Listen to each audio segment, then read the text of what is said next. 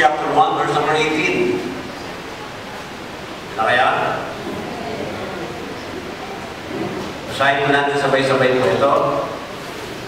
And he, okay, ready? Read.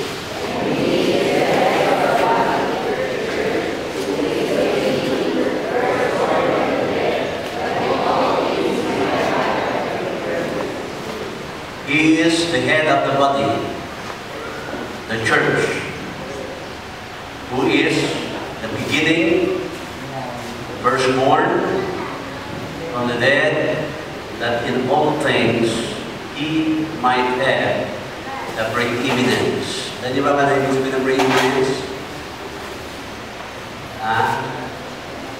Ibig sabihin po ng preeminence, mga kapatid, superiority or superior. Meron po dapat lugar ang ating Panginoon sa ating puso, dapat yung po siya ay superior sa atin. Tayo po sa madaliman namin. Salamat Panginoon, pagkabasan ng iyong salita. Dalangin namin, naman po kami, ang Panginoon ang siyang patuloy ng pusa. Hindi mo po ang iyong paligod, Panginoon, na siyang mag-ati ang iyong po salita. Puri ka po namin, Panginoon. Lahat ay aming hindi ng pangalan ni Jesus. Amen. Opo po tayo mga kapatid. Now, ang title po na aking po gusto ihatid na message po sa inyo, God is not a sideline. Dito ba sa inyo may mga sideline? Diba? Pag sinabing sideline, extra income para magdagdagan yung nasa inyo na. Diba? Pero mga kapatid, sa Panginoon, hindi dapat po sideline ang ating Panginoon.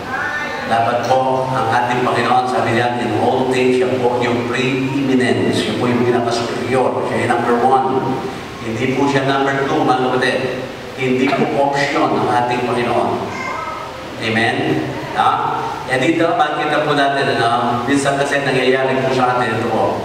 Para bagang ang Diyos is something that we can add to our agenda. Amen?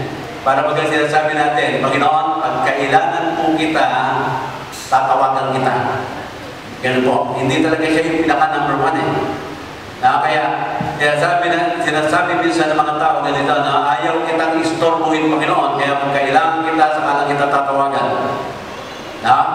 Kaya yan, ang gusto kong malaman mo, Panginoon, kapag kailangan ko lamang ang tulong mo, saka kita tatawagin. Hindi kita po aabalahin, unless kailangan na kita, saka lang kita aabalahin. Kaya, dahil ayaw kita abalahin, huwag mo rin akong abalahin. Parang ganyan, di ba? Parang ganyan na nangyayari, mga kapatid. Para bagang ang Diyos sa maraming tao is not really parang dahil superior, but only a sideline. Kaya mga kapatid, dapat po natin malaman, hindi po dapat ang trato natin sa Diyos ay parang sideline lamang. Hindi siya yung ating pong tatakbuhan lamang kung meron tayong kailangan. Hindi po siya, mga kapatid, yung ating pong pupuntahan kapag mabigat na ang ating problema. At pag wala na po tayong problema na ang nangyayari po dyan, binabaliwala na natin siya, kinakalimutan na natin siya. Para sinasabi natin, Lord, huwag ka mag-interpret sa aking mga agenda. Kapag kailangan kita, doon lamang kita isasali sa aking mga agenda. Hindi po ubrang ganun, mga kapatid. Na maliwanag na po dito sa ating nabasa, in all things, God must be the preeminence sa ating pong mga buhay. Sa ibig sabihin, dito po, ang ating pong pagkatao, tayo po, mga kapatid, ay pag-aari ng ating Panginoon. Lagi po natin tatandaan yan. Di ba? Amen? Sabi niya, He is the head of the body, and that is the church. Kaya dito po sa ating church, sa Bible Baptist Church ng Manilao, hindi po ako ang head. Hindi po ako, mga kapatid. Under shepherd lamang po ako. Meron po tayong chief shepherd, at yan nga po ang ating Panginoong Hesus Kristo. Kaya He must be doon sa preeminence po na yan. Ano po? At lagi po rin natin, mga kapatid, tatandaan na we are both with the price. We are not our own. We do not own ourselves. At meron mang nagme-may-ari po sa atin, walang iba kung hindi ang ating Panginoong Hesus Kristo. Ang ating Diyos, mga kapatid. God owns you and me 300%. 365. Ibig sabihin, na 365 days pag-aari tayo ng ating Panginoon. Amen? Hindi ka mag-aari na 364 days lamang. Hindi po. Hindi ka rin mag-aari ng Panginoon na 300 days lamang. Tayo po ay pag-aari ng ating Panginoon 365. 24/7, mga kapatid. Tayo po ay kanyang pag-aari. Dahil tayo po ay kanyang pag-aari, mga kapatid, so hindi dapat natin siya tinatrato na parang siya ay sideline lamang natin. Ha? Na para pag wala kang magawa, sa Panginoon ka pupunta. Pag may extra kang oras, sa Panginoon ka pupunta. Ano po? Pag ikay nalulungkot, sa Panginoon. Pag may malaking problema, sa Panginoon. At kung wala naman lahat doon, Panginoon, huwag mo na akong pakialaman. Saka na lang kita uli. Tatawagin pag kailangan na kita uli. Parang pangit, di ba? Amen? Na? So, yan po ang dapat nating maunawaan. Now, Matthew 6:73, alam na po natin ang verse na yan, di ba? And sabi niya, ano? Seek ye first the kingdom of God and His righteousness, and all these things shall be added unto you.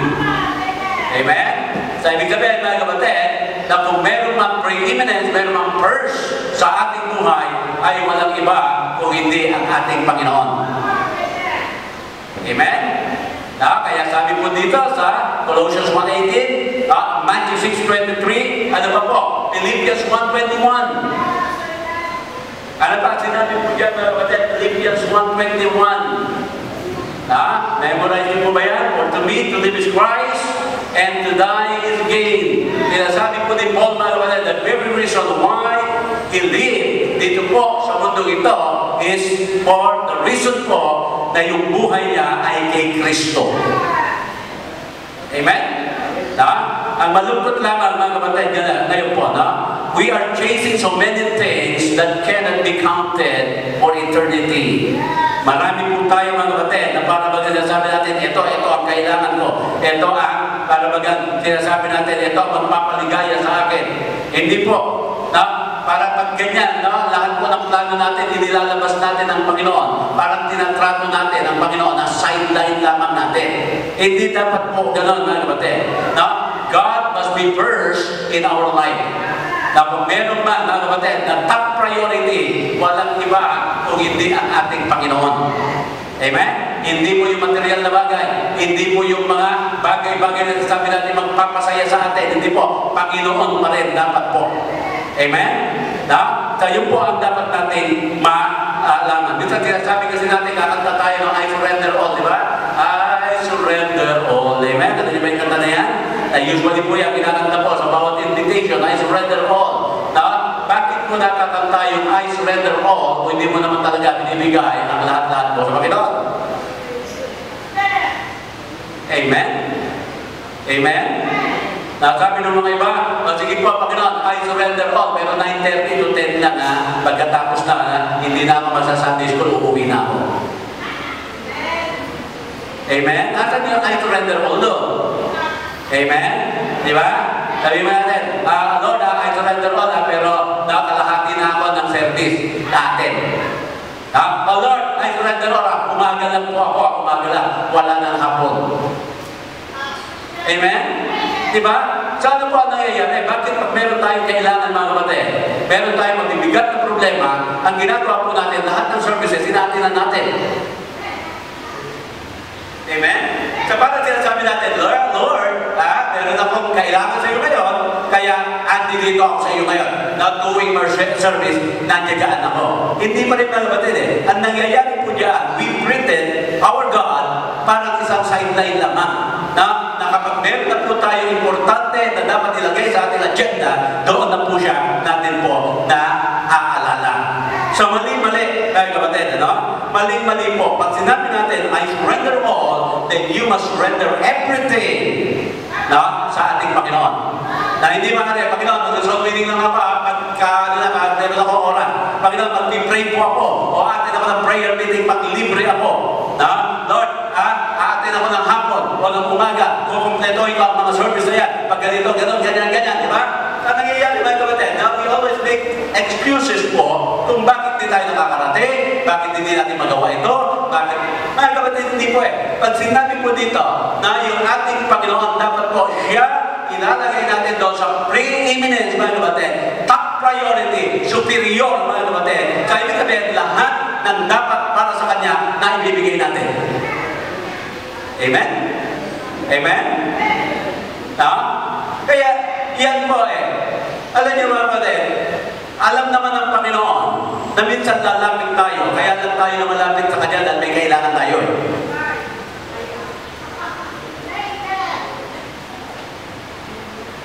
Diyan po kayo? Amen? Diba? Kaya God is not a sideline.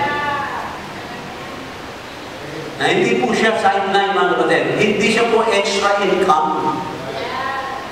Hindi po siya addition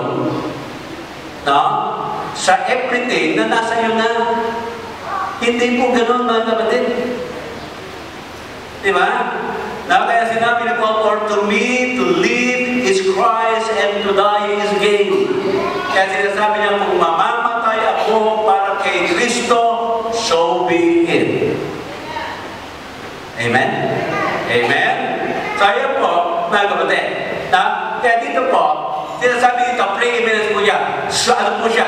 Yung priority, yung superior, mga kapatid. Pero sad to say, marami po ngayon, mga Kristiyano, we are now heading doon po sa direksyon na ang Diyos ay nagiging sideline na lamang natin. Ako. Alam niyo ba, dapat po, ang trato natin sa Panginoon talagang number 1 Pag sinabi ng Panginoon, kailangan kita, Lord, eto po ako. Kailangan ko ang talento mo, Panginoon, eto po ang aking talento. Kailangan ko ang iyong mga tinatangkilik, ano po ang sasagot mo? Lord, eto po ang aking tinatangkilik. Kailangan ko ang iyong paglilingkod, Lord, ito po ang aking paglilingkod. Yan po dapat Diba? Hindi po yung, Lord, maglilingkod ako, kapalit nito. Lord, eto, susunod ako sa iyo, kapalit nito. Lord, na ako'y mananalangin, kapalit nito. Pwede ka ba maglingkod na walang kapalit? Amen? Pwede ka ba mag-serve sa Panginoon for the sake of serving Him because He is our God? Amen? Diba? Na meron isa sa Bible po, yung servant, pinuri. Sabi gano'n, talagang napaka-masunurin mong servant. Ano ang sabi niya? Ginawa ko lang po yung tungkulin ko bilang isang servant. Amen? Kaya alam niyo po sa service ng Panginoon, whether ma-recognize ka o hindi, gawin mo pa rin ang dapat mo gawin. Hindi po recognition ng tao ang ating pong hangat, kung hindi po ang pagkilala at pagtanggap ng Panginoon sa ating pong paglilingkod sa Kanya. Yan po ang dapat Diba? Hindi natin sinasabi, mga kapatid, na kailangan maging mayaman ka para makapaglingkod sa Panginoon. Hindi kailangan maging maganda o guwapo ka para maglingkod sa Panginoon. Hindi po ganun, mga kapatid Diba? Tinitingnan ng Panginoon sa atin hanggang kailan, hanggang saan, at hanggang gaano kalaki ang iyong ibibigay sa ating Panginoon na oras mo para siya ay maglingkuran. Alam niyo ba, di ba, pag sinabing sideline, hindi naman talaga yun yung main na ginagawa mo, di ba? Amen? Sideline mo nga lang Dahil pag may oras ka, yun ang gagawin mo. Pag may extra ka, ilalagay mo doon. Ganyan po Kaya dapat, mga kapatid, ang ating pong service sa ating Panginoon ay talagang pong pinaplano. Ibinibigay natin lahat-lahat sa Kanya po. Binibigay po natin yung ating best. Amen? Amen? Kaya, sabi ni Hill, di ba? Sabi ni Brother Hill kanina, naunawaan niya raw yung kalagayan ko bilang pastor. Di ba? Alam niyo po, mga kapatid, pag ikaw'y lingkod ng Panginoon, hindi naman nire-require ng Panginoon kung ano po yung abilidad mo. What God is looking is your availability, not your ability. Kaya tingnan niya, hindi lang naman puro pinag-aralan ang kinuha ng Panginoon para maging disipulo niya. Kinuha niya, mga kapatid, yung mga ignorante, at mga taong hindi talaga nakapag-aral. Sinabi niya po sa Corinthians, mga kapatid, na I have chosen the foolish things of this world to confound the wise. Amen? Pero mo, babarahin ka ng walang pinag-aralan, samantalang ikaw ay may pinag-aralan. Amen? Na? Sa iyo po ang sinasabi ng ating Panginoon. Huwag natin siyang tratuhin bilang isa lamang sideline. Amen? Oh, John chapter 3, verse number 30. John 3:30. Alam, sabi po dyan, He must increase, but I must decrease. Amen? Sinabi po yan ni John the Baptist na nakita niya po ang ating Panginoon. Ang sabi ni John the Baptist na He must increase and I must decrease. Sa ibig sabihin, itaas natin siya sapagkat siya ang ating Diyos at tayo po'y bumaba sapagkat hindi tayo Diyos. Amen? Ano po? Sabi dito po na ni John the Baptist, yung lamb na yan, yung po si Jesus Christ na yan, na siya ang preeminent man, sinasabi niya po, hindi ko kailanman siya tatratuhin na parang sideline ko lamang. Kaya sabi niya, He must increase and I must decrease. Now, ang question ko dito sa atin, sa ating mga spiritual na buhay, si Christ ba nag-i-increase sa ating buhay? Amen? Is Christ increasing in our life? Kaya dapat lamang mga kapatid, ang paglilingkod natin, dapat po nagtutuloy-tuloy siya. Amen? Di ba sabi ng Panginoon? Ito po sabi niya, pray ye the Lord of the harvest that He will send forth laborers to the field. Sa prayer po ng ating Panginoon yan, for so long, na sinasabi niya, ang laborers ay kulang. Na sinasabi ng Panginoon, kulang ang mga laborers, kaya kung ikaw ay laborer na, dapat hindi ka mawawala. Kasi kulang na nga eh. Dapat niyo po, mga kapatid? Hindi ka dapat mawawala kasi kulang na. Hindi dapat nababawasan, dapat nadaragdagan. Diba? Amen? Amen? Sabi ka ba, mga kapatid, ang gusto ng Panginoon mangyari po sa atin, maging sagot tayo sa kanyang panalangin. Ano yung sagot ng panalangin? Kailangan ma-involve tayo sa gawain ng Panginoon and let us count ourselves one of His laborer, one of His answered prayer. Amen? Kaya is Christ increasing sa ating buhay? Nag-increase ba mga kapatid yung ating prayer life? Nag-increase ba mga kapatid yung ating pong service? Pero kasi yung mga iba, lagi sinasabi lang, burnout na ako sa gawain ng Panginoon. Natakutan ako ng maraming gawain ng Panginoon.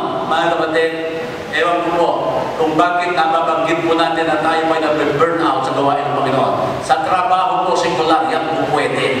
Na masabi mo, burnout ka sa trabaho mo sekular. Pero dapat po, hindi naririnig yan sa bibig ng mga mananampalataya na siya ay burnout na dahil siya ay naglilingkod sa Panginoon. Bakit? Alam niyo kung bakit, mga kapatid? Because, di ba, ang paglilingkod sa Panginoon is a privilege. Pag sinabing privilege, hindi lahat nabibigyan. Kaya pag nandun daw yung privilege, mga kapatid, sunod ka ba ng atin natin? Kaya sinasabi nga po dito, mga kapatid, He must increase and I must decrease. Amen? Kaya pag ang iniisip lang natin, sarili natin, sabi ng Panginoon, mag-decrease ka naman, ako naman itaas mo. Acts chapter 20-24.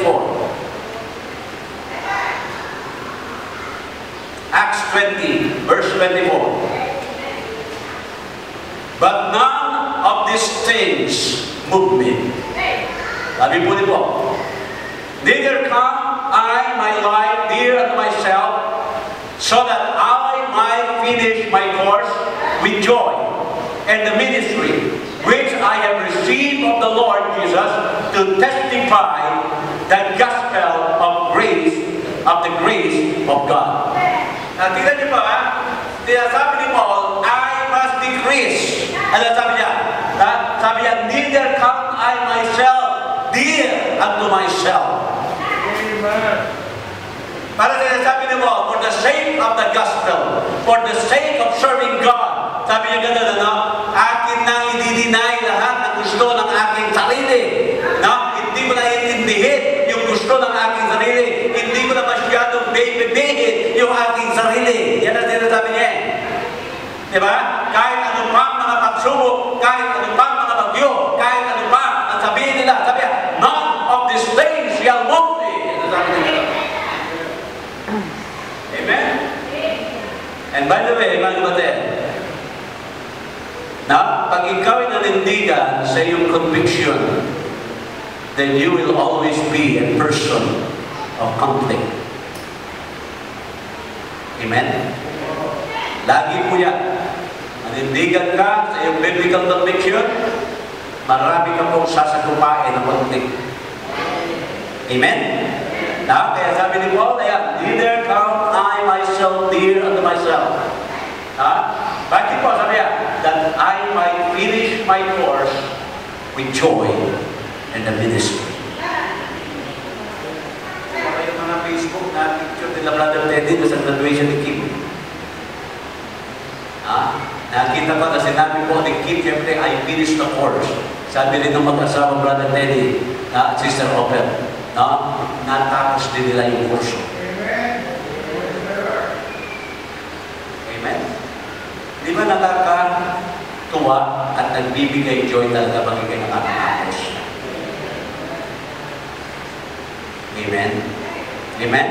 Yan ang sinasabi ni Paul eh. Kaya sabi niya, bago niyo po matapos lahat yung mga course, sinasabi niya po niya, sabi niya muna, none of these things move me. Naging matatag po yun sa ating Panginoon. Amen? Okay. Romans chapter 1. Verse number 14. Romans 1.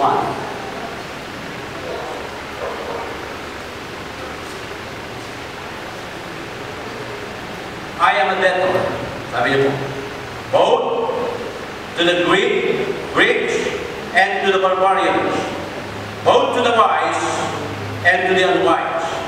So as much as in me, I am ready to preach the gospel to you that are at Rome also.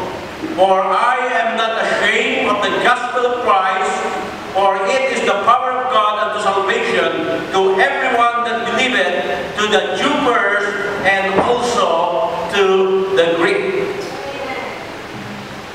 Ano sabi niyo po rito? May pagkakautang ako eh. Kaya ako ngayon, walang takot na ipapangaral ang ebanghelyo ng aking Panginoon. Sa sinasabi niya dito, mga kapatid, I am ready to preach the gospel. Now, I am not ashamed. Amen? Alam niyo po, tignan niyo, ang Espiritu ng ating Panginoon nagbibigay sa iyo ng katapangan eh. Amen? Katapangan saan? Katapangan po na ibahagi ang ebanghelyo ng Panginoon. Alam niya, tignan niya, pag ikaw ay nagkaroon ng pagkakataon na witnessan ng isang tao, andyan na, sa katabi mo nakikipag-usap na sa iyo. Kausap mo na siya. Tapos ang ginawa mo, kumuha ka sa iyong bulsa ng isang gospel tract at binigay mo sa kanya at sinabi mo, mga kapatid, na kaibigan, basahin mo yan. Saka mo siya iniwan. Alam mo, mga kapatid, hindi po boldness yun eh. Naduwag ka. Bakit ka naduwag? May pagkakataon ka na kausapin, magbinigyan mo pa ng gas truck. Amen? Na? Kaya sinasabi ng Panginoon, kung nasan ang Espiritu ng ating Panginoon, nandoon ang boldness. Amen? Kaya dapat, mga kapatid, no? Marunong ka man at hindi. Sabi mo, Pastor, hindi po ako makapag-witness kasi hindi ako marunong, mga kapatid, ano? Hindi po excuse yun. Ikwento mo lang kung paano ka tumanggap sa Panginoon. Witnessin na yun. Amen? Hindi ka lang kailangan mag-memorize ng napakaraming verses. Sabihin mo lang, ang dati kong buhay ganito, mula nung tinanggap ko si Kristo, eto na ako ngayon. Witnessing na po yun. And by the way, mga kapatid, na ang powerful preaching or sharing ng gospel ko ay yung pong sermon ng iyong buhay. Kasi living testimony ka na eh. Lalo na yung mga nakakakilala sa iyo kung anong klaseng pagkatao mo nung wala ka pa kay Kristo, tapos ngayon ikay pinago na dahil na kay Kristo ka na, malakas na sermon na puyaan, mga kapatid. Amen? Kaya, yan po ang lagi natin pagkakatandaan. Ano po? Na dapat tayo po ay buong-buo na kay Kristo at na si Kristo ay buong-buo na nasa atin. Amen? Di ba? Sabi nga na meron tayo Espiritu to stir up the gift of God. Sabi ni Paul kay Timothy. Ano si Peter po sa chapter 4, chapter 2, chapter 4, ng Acts. Ang sabi niya, naging very bold po siya na ipangaral ang salita ng ating Panginoon. Ang sabi po niya, libo-libo ang mga naligtas.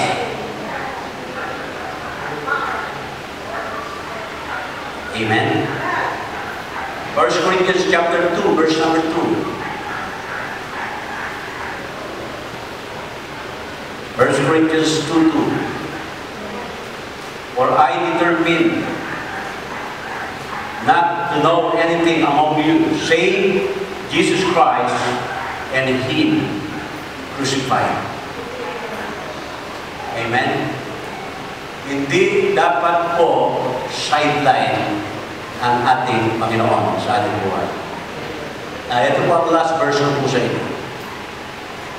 Colossians chapter 3, verse number 4.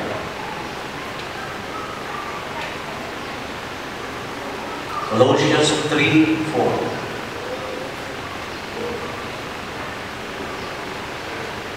When Christ, who is our life, shall appear, then shall ye also appear with Him in glory. Now, underline niyo po yung phrase po na yun, who is our life. Sabihin mga kapatid, Christ is our life. Amen? Si Kristo po ang buhay natin. Kay Kristo po nakasalalay lahat. Kay Kristo po, no, ang ating future. Kay Kristo po ang ating mga plano. Kay Kristo po ang ating mga ambisyon. Kay Kristo po lahat ng dapat na gagawin natin mga desisyon. Because Christ is our life. At kung si Kristo po ang buhay mo, mga kapatid, then you will not treat God as a sideline.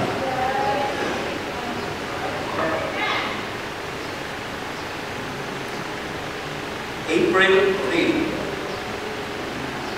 1980. Doon ko po sinuko ang buhay ko sa Panginoon. Sabi ko, Lord, You are now my life.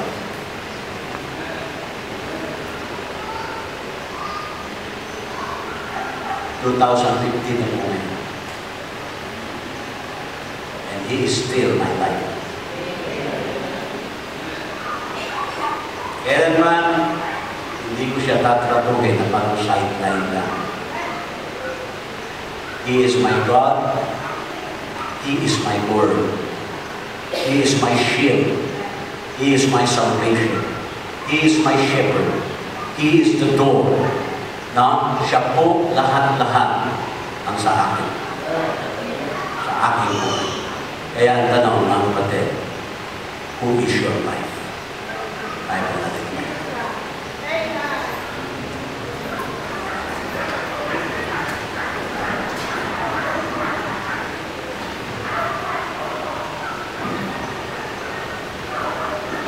Dahil magpapala ng Diyos, salamat po. Salamat sa mensahe. Salamat sa mga kalata. Salamat din sa pakikinig ng inyong bumahan. Kaya Panginoon, sama-sama po kami nananalangin oras nito. At hinihiling Panginoon ang pagkilos ng banal na Espiritu sa bawat puso at isipan ng inyong mga anak. Pagkakataon. Ang Panginoon, nanagin po ang paanyay. Ay makita po namin na hindi dapat namin tuturing ka po na sideline lamang sa aming mga.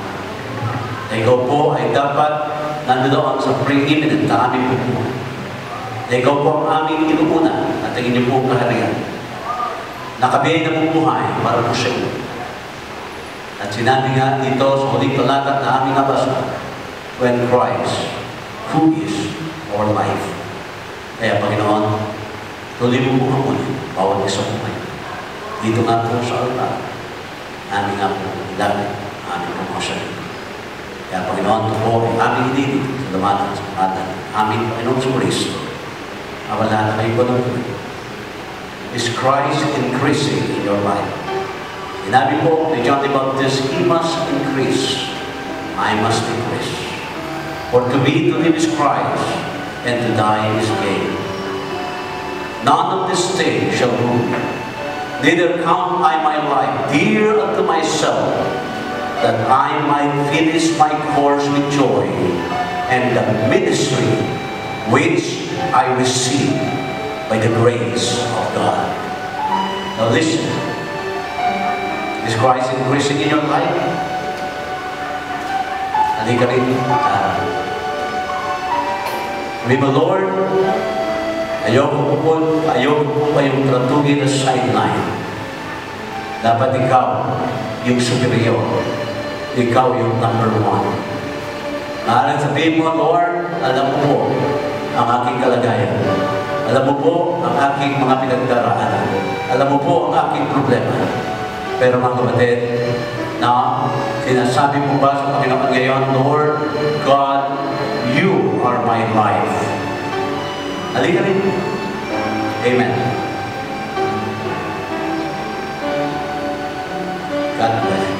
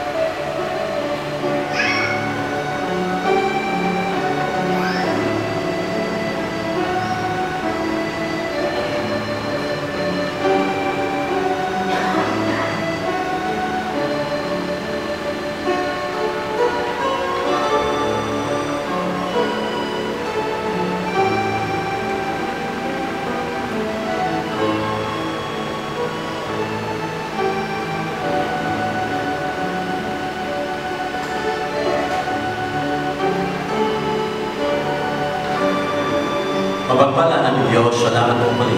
So, paglapit na inyo po mga anak, kanila po panalangin sa inyo po. Naway Panginoon, tuloy mo po silang hingin, bigyan, Lord, kanila po kanila. Ano man po ito, Panginoon, meron po sila, Panginoon, na mga plano sa kanila pong sarili, huwag lagi, Panginoon, ikaw po, kanilang kasama po. Lagi po, Panginoon, tuloy mo po gabayan mga anak. Tuloy mo po patubayan. Patuloy mo po ipagkita sa kanila ang tama at nararapat. Lalo tigit, Panginoon, sa design ng iyong mga anak na paglingkuran ka po, Diyos. Naway makita po namin na kung meron man po napakahalaga sa aming buhay, yan po ay walang iba, hindi po kayo. You are our life, Lord. Thank you po. Namin marami po kami mga harapin mga pagsubok. Pero tulad na sinabi ng Apostol Pablo, none of these things shall be known. The very reason kaya hindi po siya nagpapa-move, Panginoon, kahit ano po pagsubok, ay dahil po, meron po siyang pinangako sa inyo na kanya pong gagampanan ang ministeryo, ang gawain na kanya pong tinanggap mula po sa inyo, Panginoon. The Lord, mga anak mo po, na tumanggap ng ministry, tumanggap, Panginoon, ng gawain para po sa inyo. Bigyan niyo po kami ng biyaya, bigyan niyo po kami ng lakas, Panginoon, na amin pong ma-fulfill ang ministry po na yan for your glory. Dahil alam din namin darating ang araw na mag-i-enjoy rin po kami daw sa joy at sa ministry, Panginoon, na amin pong ginampanan. Salamat po sa inyo, Panginoon. Salamat po sa mga anak mo po. Patuloy po ibigay sa kanilang pagpapala at hamon at pribileyo sa paglilingkod sa inyo po. Kaya, Panginoon, po lahat ay aming hiniling sa pangalan ni Jesus. Amen.